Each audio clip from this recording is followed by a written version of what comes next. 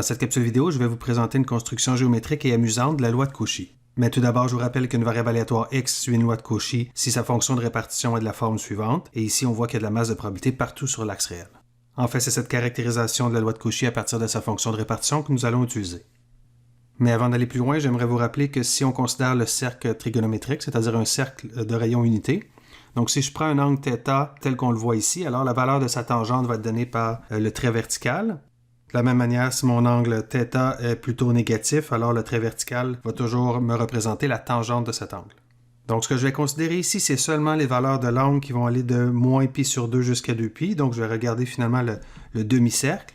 Et je vais l'utiliser de la façon suivante. Donc, supposons que nous ayons un observateur qui se situe au point 0,1 de notre plan et que celui-ci va choisir l'angle de façon uniforme entre moins π sur 2 et π sur 2 afin d'observer ce qui se passe sur l'axe des x. Donc, par exemple, on pourrait choisir l'angle θ1 et celui-ci va faire correspondre un point x1 qui se trouve sur l'axe et celui-ci est exactement la valeur de la tangente de θ1.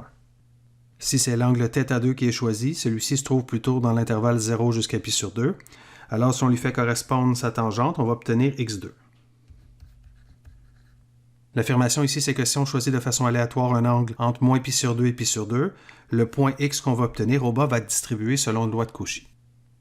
Afin de vérifier mathématiquement cette affirmation, nous allons considérer une variable aléatoire grand θ qui suit une loi uniforme sur l'intervalle moins π sur 2 jusqu'à π sur 2, et nous allons poser x comme étant la tangente de θ.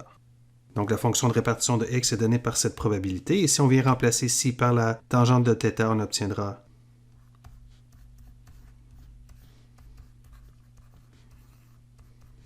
et on a donc obtenu la fonction de répartition d'une loi uniforme sur moins π sur 2 jusqu'à π sur 2 évaluée au point arctangente de x. Et on sait que le point arctangente de x se situe toujours entre moins π sur 2 et π sur 2 justement, donc dans le support de la loi uniforme, ce qui nous permet donc d'écrire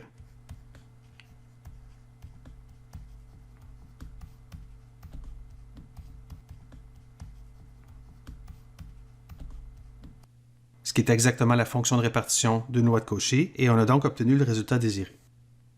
Donc en résumé, dans cette capsule vidéo, on a présenté quelques rappels sur la loi de Cauchy et sur le cercle trigonométrique. On a ensuite présenté une construction géométrique de la loi de Cauchy, qu'on a ensuite vérifiée mathématiquement.